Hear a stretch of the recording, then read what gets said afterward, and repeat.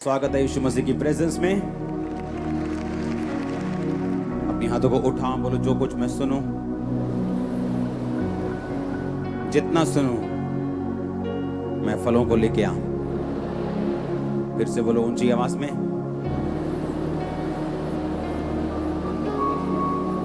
आमीन।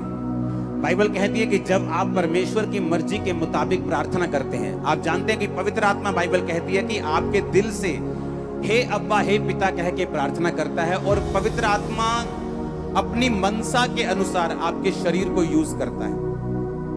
आपको पवित्र आत्मा जब मिलता है तो उसका कारण क्या है? पवित्र आत्मा इसलिए आपको नहीं मिला कि आप सिर्फ दूसरों के लिए प्रेयर कर सकें या अपनी लाइफ में सुरक्षित रह सकें। पवित्र आत्मा इसलिए भी मिला है कि आप परमेश्वर की मर्जी के अनुसार भी प्रार्थना कर सकें। एक बार एक रात को एक व्यक्ति बेचैन हो गया, बहुत ज्यादा क्रिश्चियन व्यक्ति। इतनी बेचैनी हो गई कि उठ के बैठ गया रात को, बिल्कुल मिडनाइट, जब सोने का पूरी गहरी नींद का टाइम है। पवित्र आत्मा ने उसे उठाया और बोला गैर भाषा में प्रार्थना करो। उसे मालूम नहीं था विषय क्या, और उसने गैर भाषा में प्रार्थना की। 1-2 घंटे प्रार्थना करने के बाद उसका मन चैन में आ गया और उसे ऐसा लगने लगा कि अब परमेश्वर नहीं चाहता मैं प्रेयर करूं, और वो सो गया। तब इंटरनेट का जमाना नहीं था, फोन का जमाना नहीं था। थोड़े महीने बाद वो अपने भाई से मिला और उसके भाई ने कहा कि फलानी डेट को मेरे को हार्ट अटैक हो गया था और मैं ऐसे मरने वाला था, बिल्कुल डेड हो गया था, लेकिन पता नहीं ऐसा किस चीज ने मुझे छुआ कि मैं रिवाइव हो गया, मुझे होश आ गया, एकदम से मेरी जिंदगी वापस आ गई। तो उसने समझाया, उसने कहा कि वो वही दिन था कि जब पवित्र आत्मा ने मेरे को बेचैन किया था। जब मेरे को पवित्र आत्मा ने बेचैन किया तो मैंने तेरे लिए प्रार्थना की और उसी वक्त परमेश्वर ने तुझे छुआ और चंगा किया। जब मैं आपको ये बातें बता रहा हूं, इसका मकसद सिर्फ यही है कि आप लोगों को मालूम होना चाहिए कि आने वाले समय में हमें परमेश्वर की मर्जी के अनुसार प्रार्थना करनी है।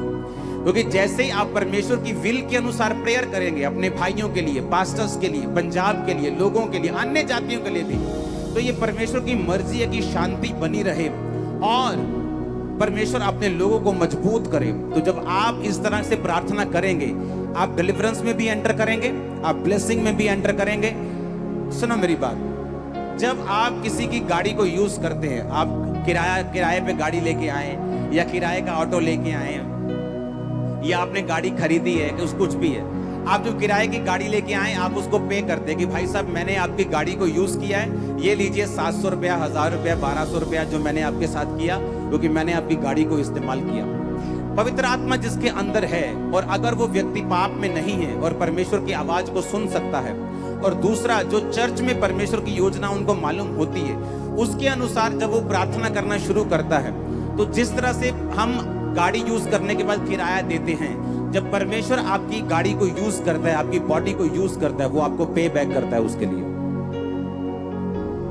जब परमेश्वर आपको पे बैक करता है, वो आपकी फेवरेट चीजें आपको देता है। आपकी फेवरेट चीज क्या हो सकती है? आपका भाई नशे करता है, आपको लगता है कि अगर मेरा भाई नशे छोड़ दे तो मेरे लिए ये फेवरेट चीज है। मेरी बहन अगर व्यभिचार छोड़ दे तो ये फेवरेट चीज है। अगर मेरे बच्चे मसीह में आ जाए तो ये फेवरेट चीज है। मेरा फाइनेंस हल हो जाए तो मेरी फेवरेट चीज है। तो अगर आप परमेश्वर की मर्जी को जब पूरा करते हैं, वो आपकी फेवरेट चीज आपको देता है। मेरी ये प्रेयर है, यहाँ बैठे एक एक कोने में आपकी फेवरेट ब्लेसिंग्स इसी महीने आपकी लाइफ में उतरे यीशु मसीह के नाम में। हालेलुया। पवित्र आत्मा आपको बताता है कौन सा काम करना है। पवित्र आत्मा आपको बताता है किस विषय के लिए प्रार्थना करनी है। कुछ बातें पवित्र आत्मा आपको बताता है और कुछ बातें आपके सामने होती हैं कि मेरा भाई नशे करता है, मुझे इसके लिए प्रेयर करनी है। मुझे अपनी फैमिली के लिए प्रेयर करनी है, मुझे अपने बच्चों के लिए प्रेयर करनी है, मुझे अपने अगुए के लिए। वो तो हमें नजर आ रहा है। ऐसी बातें भी हैं जो नजर नहीं आती, लेकिन पवित्र आत्मा जब आप उसको समर्पण कर देते हैं तो वो आपके शरीर को यूज करते हैं। हालेलुया। आप गैर भाषा जब बोलते हैं, आप नहीं जानते आप क्या प्रार्थना कर रहे हैं, लेकिन पवित्र आत्मा आपकी गैर भाषा को किसी के लिए, आपके लिए या किसी परमेश्वर के मकसद के लिए इस्तेमाल करता है। और जब जब आप अपना शरीर, अपना पैसा, अपनी ताकत, अपना माइंड, अपनी कोई भी चीज परमेश्वर को देंगे, ब्लेसिंग हेवन खोलकर आप पर उतरेगी ही उतरेगी। हम डिलीवरेंस की बात कर रहे हैं, हम छुटकारे की बात कर रहे हैं। एक छुटकारा जो पास्टर को भी चाहिए, एक औरत को भी चाहिए, एक मर्द को भी चाहिए, एक बिजनेसमैन को चाहिए अगले लेवल पे जाने के लिए, अनफ्रूटफुल लोगों से छुटकारा पाने के लिए चाहिए, एक छुटकारा जो आपकी फैमिली में आपको चाहिए, एक छुटकारा जो आपके अपनी लाइफ में, अपनी स्पिरिचुअल लाइफ में आपको चाहिए। बाइबल कहती है कुछ रूल्स हैं जिन्हें फॉलो कर कर छुटकारा लिया जा सकता है। जिस तरह मैं आपको बताना चाहता हूं, आप कितने बीमार हैं, कितनी देर से बीमार हैं, कितने दुखी हैं, इस बात पे आपका छुटकारा निर्भर नहीं करता। यीशु मसीह के पीछे एक औरत आई कि मेरी बेटी में से दुष्ट आत्मा निकाल दे, निकाल दे, निकाल दे। यीशु मसीह ने मना कर दिया। यीशु मसीह ने कहा कुत्तों को मैं अपने बच्चों की रोटी नहीं दे सकता। क्योंकि यीशु मसीह चेलों ने भी कहा कि तू क्यों इसकी प्रार्थना को नहीं सुनता, ये दुखी है। परमेश्वर ने कहा सिर्फ एक बंदा दुखी है इसलिए उसकी प्रार्थना नहीं सुनी जा सकती। कभी परमेश्वर ने बाइबल में ये नहीं कहा तू बड़ा दुखी है, तू बड़ी दुखी है इसलिए मैं तेरी प्रार्थना को सुनता हूं। परमेश्वर ने कहा तेरे विश्वास ने तुझे क्या किया, चंगा किया। तेरे फेथ ने तुझे क्या किया। अगर मुझे छुटकारा लेना है तो मुझे रूल्स और मुझे परमेश्वर के जो प्रिंसिपल्स हैं, जो वचन हैं, परमेश्वर का जो बनाया सिस्टम है, मुझे उसे फॉलो करना पड़ेगा। बाइबल कहती है वो औरत परमेश्वर के सामने आई। इंग्लिश में लिखा शी वर्शिप्ड, उसने हिंदी में लिखा उसने यीशु को प्रणाम किया और कहा कि बालक, जो तेरे बालक हैं उनकी मेज से जो चूर चार निकलता है वही कुत्ते खाते हैं। हालेलुया। पर लिखा उसने वर्शिप की। चंगियाई से पहले की कि चंगियाई के बाद में की? ऊंची आवाज में बताओ। छुटकारे के पहले वर्शिप की कि छुटकारे के बाद में की? बाइबल कहती है उसने इतना सखत उत्तर सुनने के बावजूद भी शी वर्शिप। तो क्या आप भी जब परमेश्वर आपको उत्तर ना दे वर्शिप करने के लिए तैयार हैं? जब आपको उत्तर वो ना दे फिर भी आप परमेश्वर के साथ बने रहने के लिए तैयार हैं? हालेलुया। लिखा शी वर्शिप्ड, उसने खुदा की वर्शिप की। इतना सख्त जवाब लेने के बावजूद भी उसका विश्वास नहीं हिला और उसने कहा तेरे बालकों की मेज से जो गिरेगा वही कुत्ते खाएंगे, हमें अपने घर का कुत्ता समझ ले। यीशु मसीह ने कहा इस बात के कारण दुष्ट आत्मा तेरी बेटी को छोड़ के जा चुका है, जा चली जा। बाय फेथ जो सिस्टम बना है, जो परमेश्वर ने वचन में ठहराया है, उसी के अनुसार हम चंगाई ले सकते हैं, उसी के अनुसार हम छुटकारा ले सकते हैं। उससे बाहर जाकर हम छुटकारा नहीं ले सकते, बल्कि वही जो परमेश्वर के वचन में ठहराया गया है। आमीन। मैंने अपनी लाइफ में नोटिस किया है कि छुटकारा जो है वो बिल्कुल उन्हीं लोगों को मिलता है जो आत्मा को फॉलो करते हैं, जो पवित्र आत्मा को फॉलो करते हैं, वही छुटकारे में, रियल छुटकारे में एंटर करते हैं। आज जो आप सिस्टम देख रहे हैं चर्च में, सब जगह आप बड़े बड़े सिस्टम को बनता हुआ देख रहे हैं, लेकिन पहले ऐसा नहीं था। इतनी बड़ी चर्च होने के बावजूद भी किराए पर साउंड आता था। हम अपना साउंड परचेज नहीं कर पा रहे थे, इतना पैसा भी नहीं था चर्च के पास, क्योंकि चर्च से कोई डोनेशन नहीं मांगी जाती थी, कुछ नहीं था, बस लोग आगे डाल जाते थे, ठीक है कुछ नहीं है तो ना सही। ऐसा चलता रहा कितने साल। तो मैं साउंड के लिए पैसे इकट्ठे करता था कि अभी 50,000 हो गया, अभी 1 लाख हो गया। और एक दिन परमेश्वर ने मुझसे रात को मिडनाइट के टाइम बात की कि अभी उठ और जितना पैसा तेरे पास है उसे अभी कंप्यूटर से ट्रांसफर कर। उस समय उस अकाउंट में मैंने इंटरनेट बैंकिंग रखी थी। तो रात को 12 बजे मैं उठा और मैंने कहा परमेश्वर ये पैसा तो सेव करने के लिए, ये पैसा तो मैं तेरे ही भवन का साउंड जो है उसे बाय करने के लिए मैं जोड़ रहा हूं। मुझे 6-7 लाख तब चाहिए था, 10-12 साल पहले 10 लाख में साउंड आ जाता था। तो तब मैंने कहा परमेश्वर ये तो तेरे साउंड को परचेज करने के लिए। परमेश्वर ने कहा इसे अभी बोना है। आप इमेजिन करो मेरे अकाउंट में जितना पैसा था, मैंने रात को 12 बजे अकाउंट ओपन किया, जिसके अकाउंट में डालना था उसका अकाउंट पहले से जुड़ा हुआ था मेरे साथ, मैंने उसके अकाउंट में डाला, उसको टिक किया, पैसा गया। मैंने उसको रात को मैसेज किया कि भाई साहब मैंने इतने लाख रुपए आपके अकाउंट में भेजा है। उसने कहा गॉड ब्लेस यू। मैंने कहा ठीक है जी अब तो हो गया, गॉड ब्लेस यू, अभी तो खाता खाली हो गया। इमेजिन करो थोड़े दिन में ही एक फैमिली मुझसे मिलने के लिए आई और उस फैमिली ने कहा कि परमेश्वर ने हमारे दिल में डाला है कि हमारे पास एक प्लॉट है, हम उसे बेचकर हम आपको देना चाहते हैं कि आप साउंड परचेज कर लो। कहा मैं उसे महीनों से जोड़ रहा था और कहां एक व्यक्ति आया और उसने पूरे के पूरे साउंड का खर्चा दे दिया। वो पहला टाइम था जब चर्च ने अपना साउंड खरीदा था। वो क्या था? एक छुटकारा। आज चाहे उस पैसे की आज उतनी वैल्यू नहीं, वो उतने पैसे के शायद 4 माइक आए, आज 1.5-2 लाख का माइक है, पर उस समय वो एक छुटकारा था मेरे लिए। आप कितने मेरी बात को समझ रहे हैं? मेरे लिए वो बड़ा छुटकारा था कि मेरी चर्च किराए से फ्री हो गई। अब किराए का पैसा मैं दरी में लगाऊंगा, मैं चर्च को बनाने में लगाऊंगा। मेरे लिए वो छुटकारा था। लेकिन परमेश्वर ने वो छुटकारा मुझे इसलिए नहीं दिया कि मुझे साउंड की जरूरत थी। जब मैंने विश्वास के कदम को उठाया तो परमेश्वर ने वो छुटकारा दिया। आप मेरी बात समझ रहे कि नहीं? जब चर्च शुरू हुई 2007-8 में, 7 में मैं खामरा में आया, 8 में चर्च शुरू हुई। 3 लोग थे चर्च में। मैं ही चाय बनाने वाला था, मैं ही चाय बांटने वाला था, मैं ही दरी बिछाने वाला था, मैं ही दरी उठाने वाला था, मैं ही टेंट मैन था, मैं ही प्रीचर था, मैं ही क्लीनर था, सारा कुछ मैं ही था। हालेलुया। जब लोग आने वाले होते थे, दरी भी मैं बिछाता था, पुलपट भी मैं ही लगाता था। साउंड तब जरूरत थी नहीं 3 लोगों में।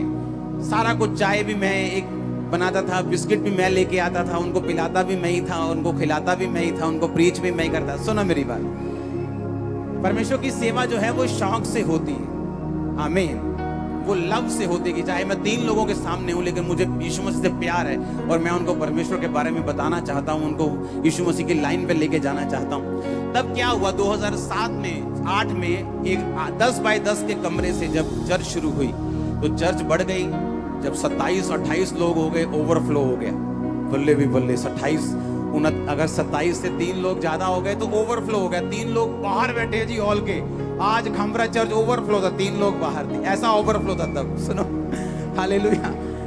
तो क्या हुआ, जब मैंने बात की, मैंने सोचा कि मेरे उस कमरे के पास ऐसे 2 बेड़े हैं, एक ऐसे जाता है, एक ऐसे जाता है। तो मैंने, वो किराए पे था, मैंने मकान मालिक से कहा, मैंने कहा लोग बढ़ रहे हैं तो मुझे ये वाला आपका जो यहाँ पे मीटिंग अभी करनी पड़ेगी। उसने मना कर दिया। उसने कहा नहीं, ये छत थोड़ी सी कमजोर है, पता नहीं मीटिंग होगी कि नहीं, मतलब उसने मना कर दिया। मैं सोचा, मैंने कहा मैं तो ये सोच रहा था कि यहाँ होना चाहिए, परमेश्वर मेरी हेल्प करेगा, लेकिन अब मैं क्या करूँगा। तो परमेश्वर ने इंतजाम किया है कि नीचे प्लॉट, मेरी फैमिली का प्लॉट था, वहां मीटिंग शुरू हुई। उसके बाद जब वो भर गया, उसके सामने ग्राउंड थी, फिर वहां मीटिंग शुरू हुई। जब वो ग्राउंड में हम गए तो उस ग्राउंड का जो मालिक था वो एक दिन आके बोला, यार तुम इतने कब्जा ही ना कर लियो। मैंने कहा भाई साहब, हम 200 करोड़ की कोठी फ्री में छोड़ के आए, ये कब्जा करने के लिए नहीं आए हम। हाँ, लेकिन तब लोग आपको समझते नहीं, जब आपके अंदर रिजल्ट नहीं होता, जब आपने कुछ दिखाया नहीं होता, तब लोग आपको समझ नहीं पाते। तब मैंने कहा ठीक है, हम ये जगह 1 महीने के अंदर अंदर छोड़ देंगे। हमने जगह फाइंड करनी शुरू की, परमेश्वर कोई रेंट पे जगह हमें दे दे, कोई रेंट पे जगह मिल जाए, बड़ा प्लॉट मिल जाए, 100 मरले 150 मरले का रेंट पे।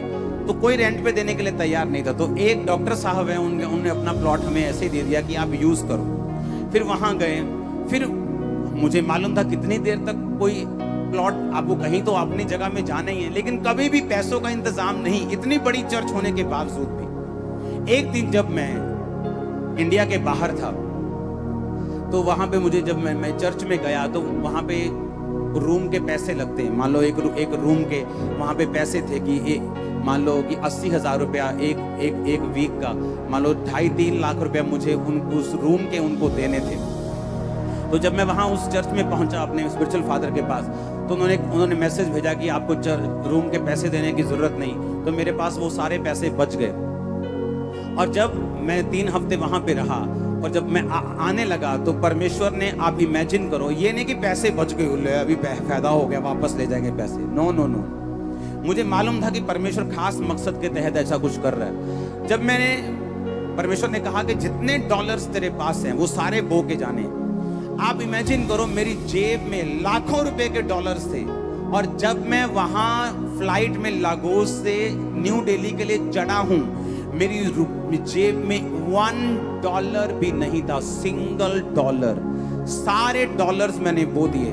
सुनो मेरी बात, अब मुझे कितने साल से हम ट्राई कर रहे थे। 2008 की मिनिस्ट्री चल रही थी, 8 निकल गया, 9 निकल गया, 10 निकल गया, 11 निकल गया, 12 में प्रवेश करने वाले थे। अभी तक चर्च के पास जगह नहीं थी। ये नहीं कि हमें चाहिए, बहुत ज्यादा जरूरी चाहिए, इसका मतलब ये नहीं परमेश्वर हमें दे देगा जब तक हम विश्वास के कदम नहीं उठाते।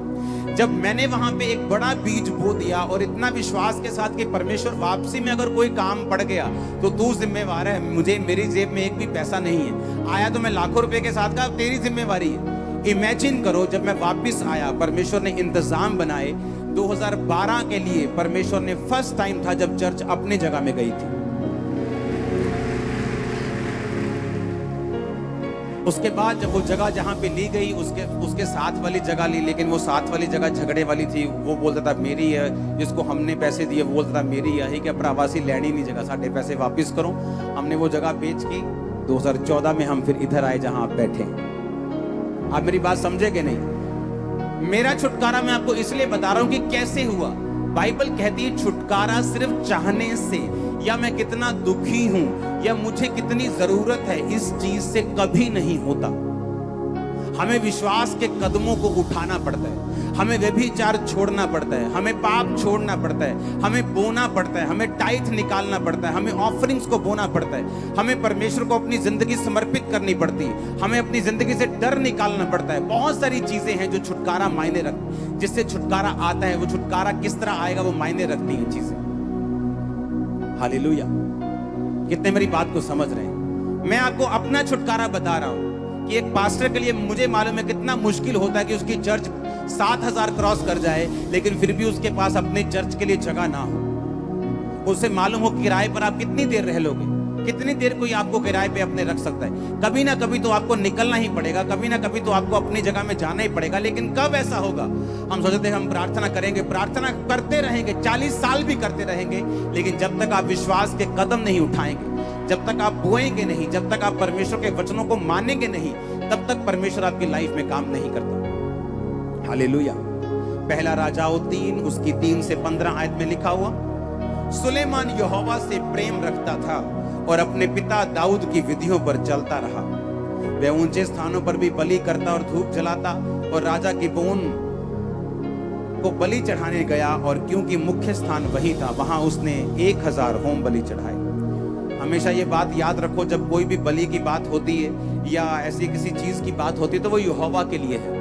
पुराने टाइम में लोग वो सुगंध भी चढ़ाते थे और बलि भी चढ़ाते थे पुराने टाइम में। तो जब भी मैं आपको बलि की बात करूं, सुगंध की बात करूं, तो आपको मालूम होना चाहिए कि वो यहोवा के लिए था। गिबोन में यहोवा ने रात को स्वप्न के द्वारा सुलेमान को दर्शन देकर कहा, जो कुछ तू चाहे मैं तुझे दूं, मैं मांग। सुलेमान ने कहा, तू अपने दास मेरे पिता दाऊद पर बड़ी करुणा करता रहा, क्योंकि वह अपने को तेरे सम्मुख जानकर सच्चाई और धर्म के साथ चलता रहा। तूने उस पर इस तरह की करुणा की, उसे उसकी गद्दी पर विराजने वाला एक पुत्र दिया है, जैसा कि आज वर्तमान है।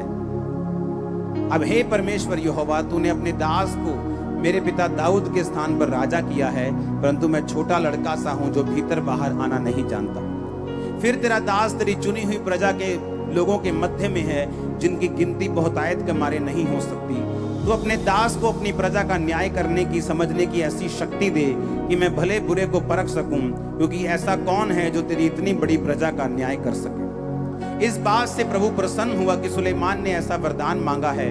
तब परमेश्वर ने उससे कहा, इसलिए कि तूने वरदान मांगा, ना तो दीर्घायु, ना धन, ना अपने शत्रुओं का नाश मांगा, परंतु समझने के विवेक का वरदान मांगा है। इसलिए सुन, मैं तेरे वचन के अनुसार करता हूं, तुझे बुद्धि विवेक से भरा हुआ मन देता हूं, यहां तक कि तेरे समान ना तो कोई पहले हुआ ना बाद में होगा। फिर जो तूने नहीं मांगा, धन और महिमा भी मैं तुझे यहां तक देता हूं कि तेरे जीवन भर कोई राजा तेरे तुल्य ना होगा। परंतु यदि तू अपने पिता दाऊद के समान मेरे मार्गों में चलता हुआ मेरी विधियों और आज्ञाओं को मानता रहेगा, तो मैं तेरी आयु को बढ़ाऊंगा। तब सुलेमान जाग उठा और देख कर कि यह सपना था। फिर वह यरूशलेम को गया और यहोवा की वाचा के संदूक के सामने खड़ा होकर होम बलि और मेल बलि चढ़ाए और अपने सब कर्मचारियों को भोज दिया। अब यहाँ पे बाइबल कहती है, जब सुलेमान राजा बना, उसे एक बात मालूम थी कि उसकी प्रजा बहुत बड़ी है, लेकिन उसके पास ऐसी बुद्धि नहीं जो अपनी प्रजा का न्याय कर सके। अब उसे छुटकारा चाहिए। बाइबल कहती है, जब वो परमेश्वर के संदूक को लेके आ रहा था, उसने परमेश्वर के संदूक के सामने हजारों बलियों को चढ़ाया। जब भी आप अपनी जिंदगी से परमेश्वर के सामने कुछ ऐसा चढ़ाते हैं जो आपके लिए बहुत मायने रखता है। हन्ना ने अपना बेटा परमेश्वर को चढ़ा दिया, सेवा के लिए दे दिया। सुलेमान ने लिखा लाखों भेड़ों को कुर्बान कर दिया। पुराने टाइम में जो भेड़ें होती थी वो पैसों के बराबर थी। लोग आपकी वेल्थ को भेड़ों के, आपके गधों के, आपके घोड़ों के जो साइज था उसके हिसाब से आपको जांचते थे। बाइबल कहती है कि जब उसने वो दिया तो परमेश्वर ने उसको सपना दिया और परमेश्वर ने कहा तो मुझसे क्या मांगता है। जब भी आप परमेश्वर को कुछ ऐसा देंगे जो आपके लिए कीमती है, परमेश्वर की स्पिरिट आपके लिए हिलेगी और वो आपसे बात करेगा। कुछ ऐसा जो मेरे लिए कीमती है, मैंने बहुत बार परमेश्वर को दिया है। जो मेरे लिए बहुत मायने रखता है, मैंने परमेश्वर को दिया है। लेकिन बाइबल कहती है जो छुटकारा परमेश्वर चाहता है तुम्हारा हो, उसके लिए परमेश्वर को तुम्हें वचन में लेके आना होगा और तुम्हारे अंदर फिर परमेश्वर डालता है, भाई साहब तू ऐसा कर, मेरे बेटे मेरी बेटी तू ऐसा कर, मेरे बेटे ये परमेश्वर को दे दे, मेरी बेटी ये परमेश्वर को दे दे। क्योंकि जो छुटकारा परमेश्वर देना चाहता है वो बिना इस प्रोसेस से निकले हुए परमेश्वर आपको नहीं दे सकता। क्योंकि वचन में लिखा हुआ है, जब तू बोएगा मैं तुझको हिलाकर डुलाकर। लेडीज आटा मांगते ना पड़ोसी से कई बार, भैन जी दइयो एक हम साडा आटा मुक्का तुम देने वापस।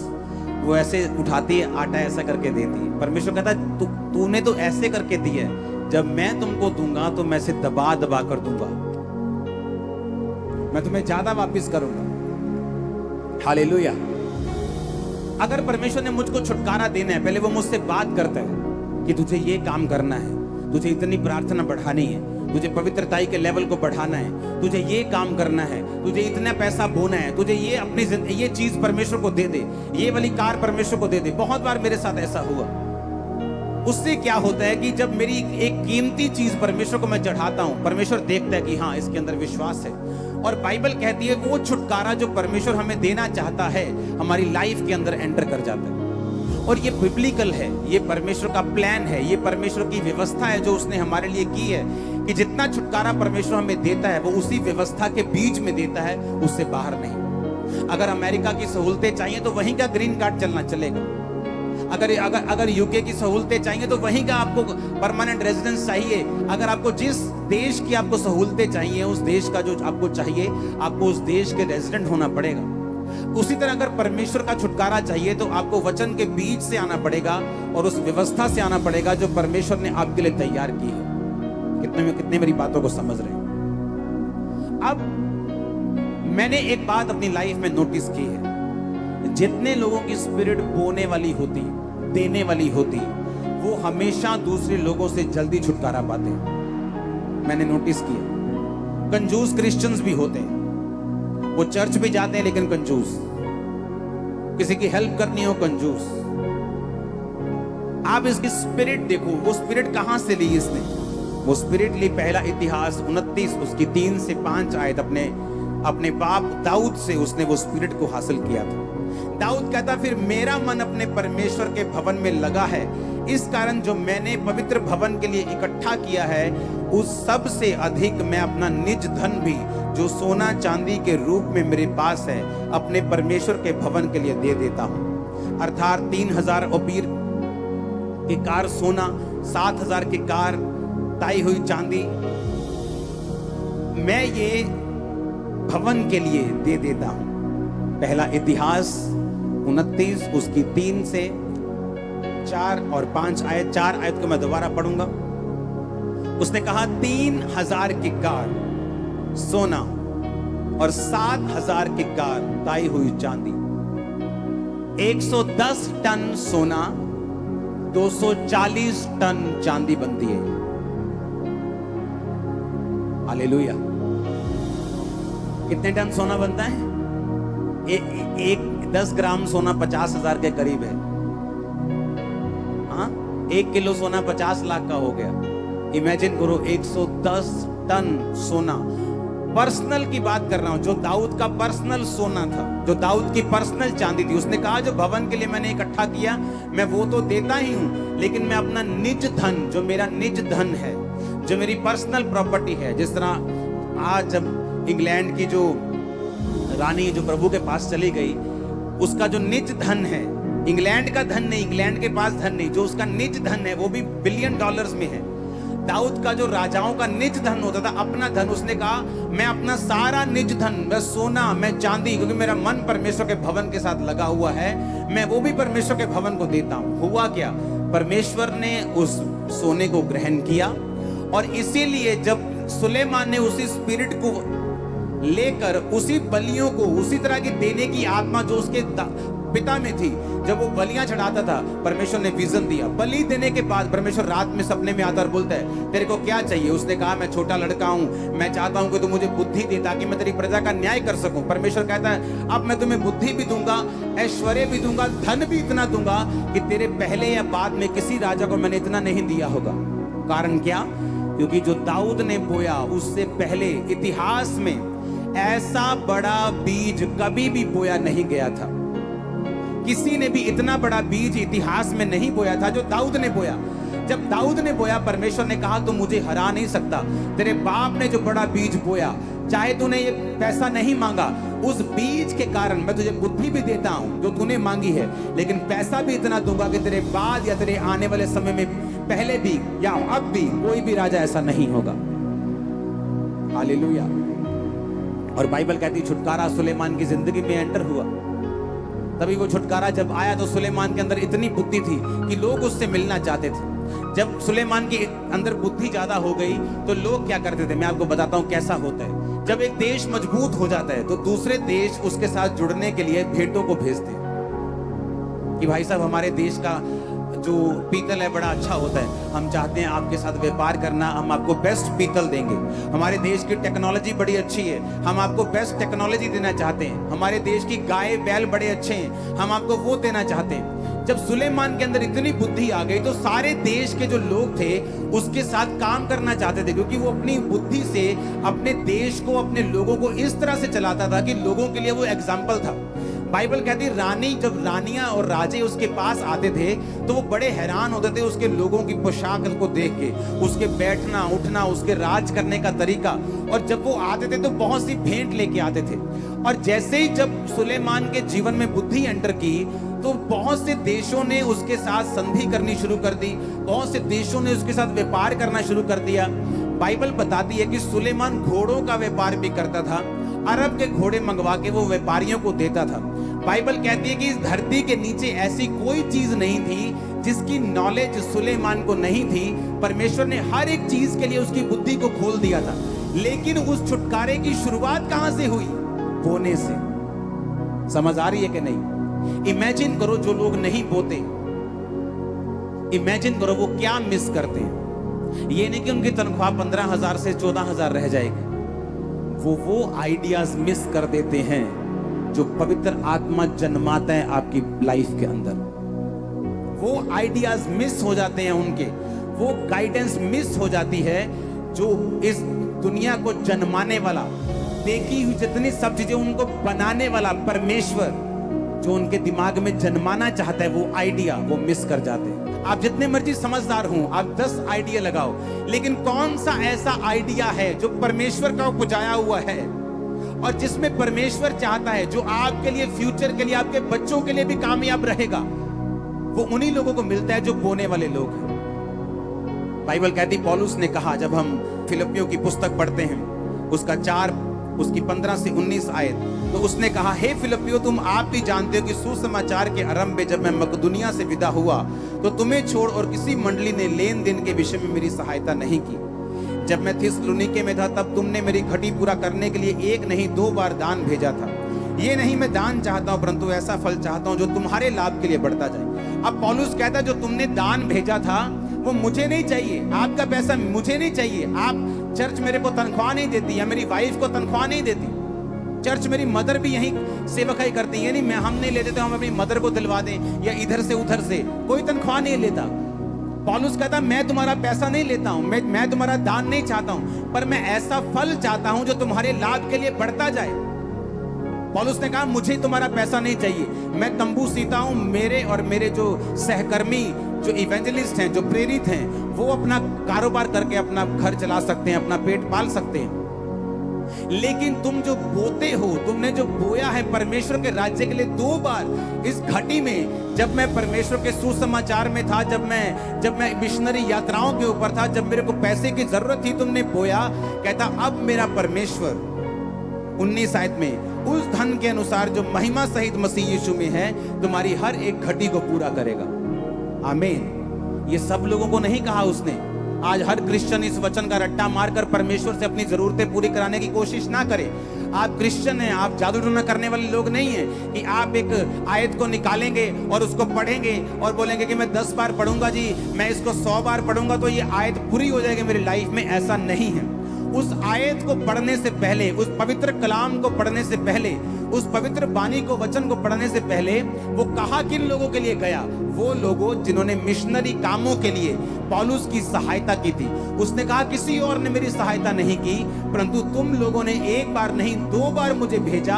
अब मेरा परमेश्वर तुम्हारी घटियों को पूरा करेगा। मेरी ये प्रेयर है, आपके बच्चों की मैरिजेस हेवन करेगा यीशु के नाम में। मेरी ये प्रेयर है, आपके इंतजाम परमेश्वर का हेवन करेगा, हेवनली सप्लाई आपके साथ होगी। मेरी ये प्रार्थना है, आपकी किचन्स भरी रहेंगी यीशु मसीह के सामर्थी नाम में। आमीन। चाहिए बरकत तुम्हारी है चर्च। हालेलुया। हम जब बाइबल में देखते हैं कि जो बोना है, अगर आप हमारी जिंदगी देखेंगे तो हमारी जिंदगी बोने वाली। मुझे प्लेन में जाना है, मैं पहले बोता हूं। मुझे यात्रा करनी है, मैं बोता हूं। मेरे बच्चे का बर्थडे है, मैं बोता हूं। मेरा स्पिरिचुअल बर्थडे है, मैं बोता हूं। कोई काम हो जाए, मैं बोता हूं। उससे क्या है कि मेरी लाइफ में जो फल है, जो फ्रूटफुलनेस है, वो हमेशा बनी रहती है। नहीं तो ऐसा कोई फॉरेन फंड यहां पे नहीं आता कि हम बोलेंगे इतना बड़ा भवन आप बना सकते हो। मेरी टीम भी हैरान होती किस तरह से हमें पैसे की जरूरत होती और कोई ना कोई आगे बोल देता है कि मैं ये थोड़ा बड़ा बीज देना चाहता हूं, आप मेरा बीज स्वीकार करें। और वो भी तब जब बिल्कुल जरूरत होती है। हमें मालूम होता है कि ये एसी का काम करना है, इसमें से इतने लाख रुपए की जरूरत है, लेकिन चर्च की ऑफरिंग से ये काम कैसे हो सकता है? क्योंकि जब हम बोते हैं, जब हम परमेश्वर के वचन को पूरा करते हैं, तो वो हमारी जिंदगी में छुटकारे को देता है, डिलीवरेंस को देता है, जो आपको चाहिए होता है। कितने मेरी बात को समझते हैं? मैंने देखा पास्टर्स की लाइफ में डिलीवरेंस की कमी है। वो सोचते हैं हम पैसा इकट्ठा करेंगे, 10-20 साल में चर्च की जगह लेंगे। लेकिन अगर आप उन्हें पूछें आप पैसा बोते हैं क्या, टाइथ बोते हैं, आप ऑफरिंग्स बोते हैं? नहीं बोते। बहुत से लोग नहीं बोते। जो बोते हैं उनका इंतजाम परमेश्वर करता है। हेवन उनके लिए ओपन होता है, डिलीवरेंस उनकी लाइफ में एंटर करती।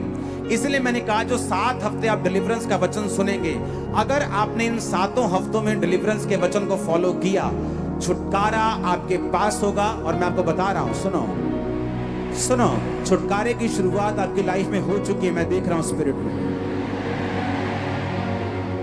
आप बिलीव करते हैं क्या? मैं आपको स्पिरिचुअली बता रहा हूं ये चीज। मैं अपनी स्पिरिचुअल आईज से देख रहा हूं राइट नाउ। अगर मैं आप जेंट्स की ओर देख रहा हूं, अगर मैं आपकी ओर देख रहा हूं, मैं आपको बता रहा हूं स्पिरिचुअली छुटकारा एंटर कर चुके आपकी लाइफ के अंदर। आप जस्ट बड़ी टेस्टिमनीज को हासिल करेंगे और आएंगे वापिस। Hallelujah, hallelujah. मैंने आपको अपनी लाइफ की टेस्टिमनी दी, किस तरह से परमेश्वर ने मुझको छुटकारा दिया। क्योंकि जब भी आप अपनी कीमती चीजों को देते हैं, आपको दर्द होता है, आपको पेन होती।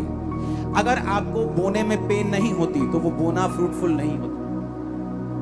अपना इकलौता बेटा दे देना जो तुमने बड़ी मन्नतों के साथ पाया हो, और हन्ना आती और अपने बेटे को चढ़ा के जाती, और एक पेन उसको हुई होगी कि मेरा एक ही बेटा और मैं उसको परमेश्वर को देती हूं। लेकिन बाइबल कहती परमेश्वर ने 5 बच्चे उसे और दिए उसके बाद। आपका बोना प्रेयर फास्टिंग आपके लिए एक बड़े प्राउड को पैदा करने वाली इन दिनों में। आप इतने बड़े काम अपनी लाइफ में देखेंगे कि परमेश्वर की महिमा करेंगे दोनों हाथ और मुंह से भी। आपकी लाइफ को, आपकी फैमिली, आपके फाइनेंस को, आपकी बॉडी को, आपके सिस्टम को आज इस पुलपिट से मैं ब्लेस्ड घोषित करता हूं, डिलीवर्ड घोषित करता हूं। Hallelujah, hallelujah. और मैंने देखा है ये एक आदत है। मत सोचो कि मेरे पास थोड़ा पैसा है तो मैं तब बोऊंगा जब मेरे पास ज्यादा होगा। मैंने देखा ये आदत है। मैंने थोड़े थोड़े पैसों में भी लोगों को बोते देखा है और बड़े बड़े पैसे वालों को भी कंजूस होते देखा है, क्योंकि ये एक लाइफ स्टाइल है। क्योंकि अगर मैं कहता हूं मैं खुदा से प्यार करता हूं तो मैं बोने वाला हूंगा। अगर यहोवा परमेश्वर यही कहता रहता कि मैं जगत से प्यार करता हूं और यीशु मसीह को ना भेजता और दुनिया पापों में और बीमारियों में मरती जाती, तो हम बोलते कि परमेश्वर तू कैसा प्यार करता है। उसने कहा पिता ने जगत से इतना प्यार किया कि अपना इकलौता बेटा दे दिया। जब वो अपना बेस्ट आपको देना जानता है, वो एक्सपेक्ट करता है हम अपना बेस्ट परमेश्वर को दें। सुलेमान अपने पिता के पैसों से और उस जो वो पैसे जो प्रजा से इकट्ठे किए थे, जब भवन उसने बनाया, तो बाइबल कहती सुलेमान ने जब अपना घर बनाया वो भवन से भी बड़ा था। ये बात अटपटी लगती थी मेरे को बहुत, लेकिन परमेश्वर को आप हरा नहीं सकते। आप परमेश्वर को कुछ भी देते हैं, आप उसको एक वो डोंगा आटा देंगे, वो उसको लिखता दबा दबा कर, हिला हिला कर, दबा दबा कर तुम्हें वापिस करेगा। आमीन आमीन। वो ऐसा ही है। वो ये चाहता है कि हमारा मन इस दुनिया की किसी भी वस्तु पे ना लगे। हमें जो भी मिले वो एक बीज के रूप में, मैं विश्वास करता हूं कि हमें मिलता है। जो भी हमारे पास है वो एक बीज है, एक फसल के लिए। जब उस बीज को हम बोते हैं, वो फसल को हासिल करते हैं। फिर उस फसल से भी हम बीज को बोते हैं, हम नेक्स्ट फसल हासिल करते हैं। किसान जितना मर्जी अच्छा हो, जितना मर्जी भला हो, अगर वो रोए जमीन के पास जाकर के मुझे कनक चाहिए और कनक को बोए ना, तो वो कनक हासिल नहीं कर सकता। उसे बीज बोना पड़ता है, उस बीज की रक्षा करनी पड़ती है, उस बीज को पानी देना पड़ता है, उस बीज को दवाई देनी पड़ती है। आपको भी उसी तरह करना पड़ता है। आप जब बोते हैं, आप उसको उसकी रक्षा करनी पड़ती है। ये नहीं आप बो के व्यभिचार में चले जाएंगे तो आपका बीज फलवंत होगा। आप लंगर प्रसादों में चले जाएंगे, आपका बीज फलवंत होगा। आपको उस बीज की रक्षा करनी पड़ेगी, आपको उस बोने की रक्षा करनी पड़ेगी, आपको उसकी केयर करनी पड़ेगी, आपको उसको पानी देना पड़ेगा, वचन में रहना पड़ेगा, संगति में रहना पड़ेगा। अपनी आंखों से अपने बोए गए बीजों की फसल आपके बच्चे, आपका घराना खाने वाला है बड़ी रीति के साथ। आमीन। ऊंचा चाहिए church overflow branches. Hallelujah hallelujah. जब मैंने ये सेवकाई की शुरुआत की थी तो मुझे मालूम था कि मुझे अपने लोगों को आधा अधूरा वचन नहीं देना। मेरे पास कई पास्टर्स आते, मैं बोलता हूँ आप उनको लोगों को बोने का वचन नहीं देते। वो बोलते नहीं, जब हम लोगों को बोने का वचन देते लोग भाग जाते हैं वहां से।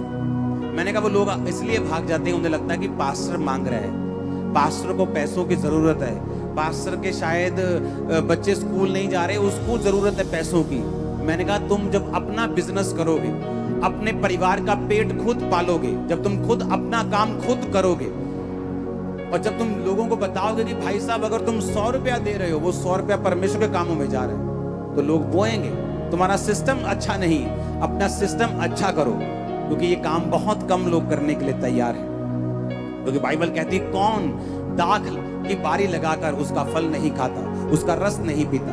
पौलुस कहता कि मेरे पास अधिकार है कि मेरा खर्चा चर्च उठाए, लेकिन कहता मैं उन अधिकारों को प्रयोग में नहीं लेके आऊंगा ताकि मैं ज्यादा से ज्यादा लोगों को खींच के लेके आऊं। अगर आपको मालूम है कि मेरा पैसा खुदा के भवन में 100% जा रहा है, तो मुझे मालूम है लोग खुल के बोते, उन्हें पता है कि हमारा पैसा जहां भी हम बो रहे हैं वो सही जगह पे जा रहा है और पूरा जा रहा है, और पूरे एक 100 बंदों की टीम है जो उसे खर्च रही है, पूरा हिसाब रखा जा रहा है। लोग इसी कारण ब्लेस्ड है।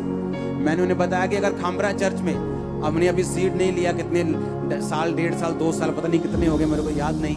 मैंने कहा अगर आज भी मैं सीट के लिए अनाउंस करूंगा तो उस दिन इतने लोग होते हैं जितने चर्च में नहीं होते। संडे खामरा चर्च में इतने लोग होते हैं। बोलते अच्छा, मैंने कहा हाँ, जिस दिन येलो सीट अगर लेना हो तो कोई बंदा चर्च मिस नहीं करता। 99% लोग मिस नहीं करते और नए भी आके डाल के जाते हैं कि हमें उस चर्च में कॉलिंग आई है, हमने बो के जाना है, क्योंकि परमेश्वर ने वो सिस्टम दिया है।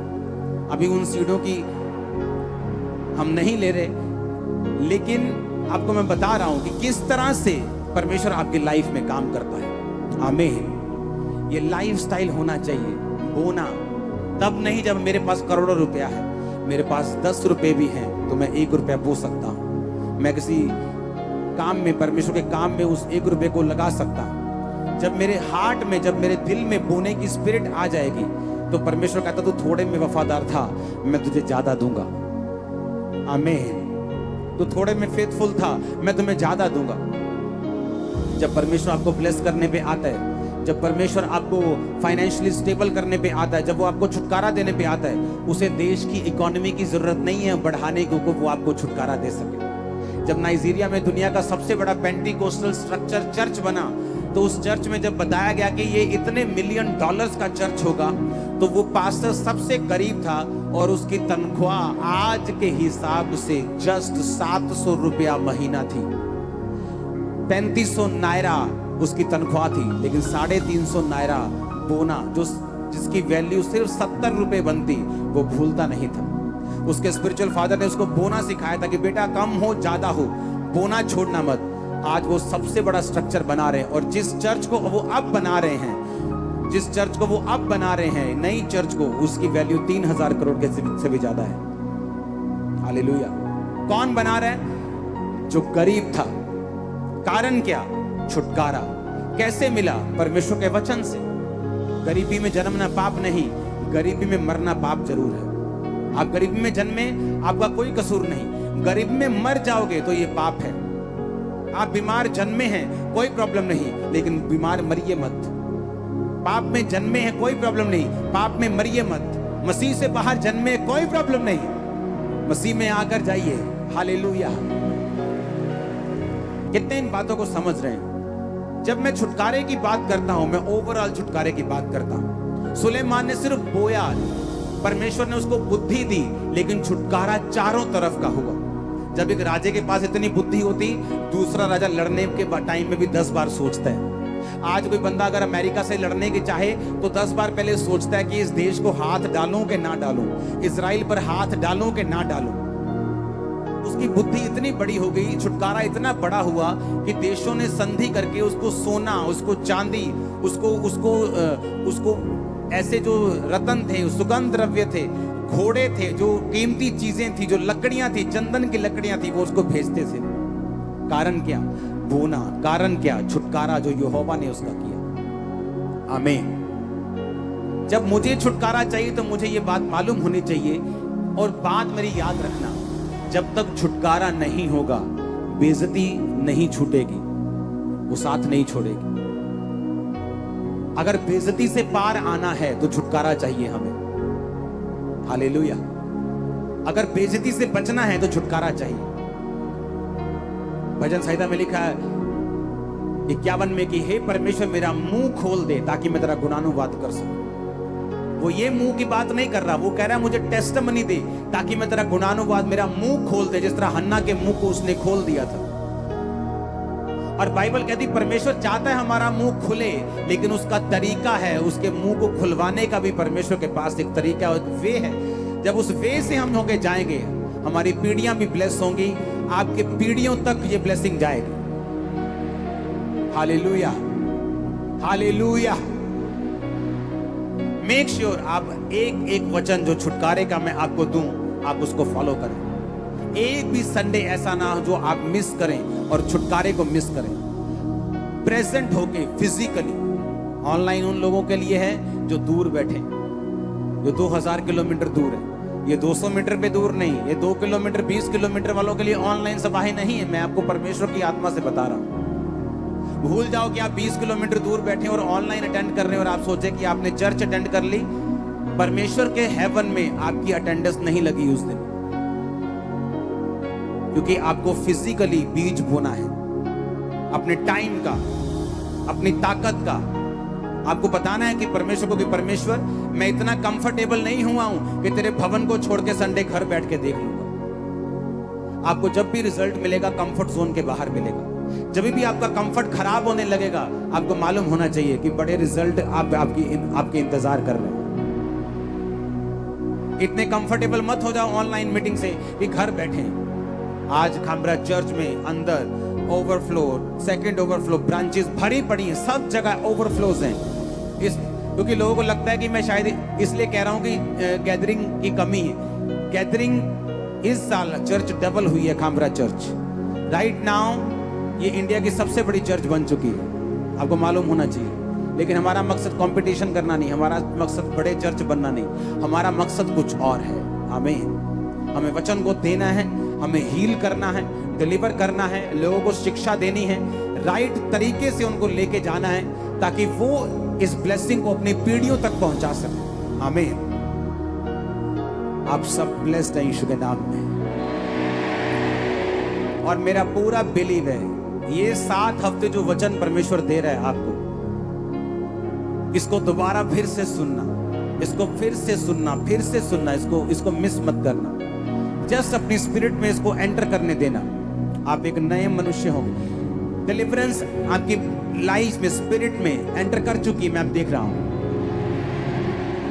आपको भी। मैं नहीं कह रहा कि मिलेगा, बहुत सी गिनती ऐसी है आपकी स्पिरिट में डिलीवरेंस एंटर कर चुकी, वो आप कंसीव कर चुके हो अपनी स्पिरिट में। आप देखना किस तरह से फल लेके आते हैं आप। हालेलुया, जोर से बोलो हालेलुया। अपनी हाथों को उठाओ। Thank you Jesus. गैर भाषा में प्रार्थना करो अगले 5 मिनट।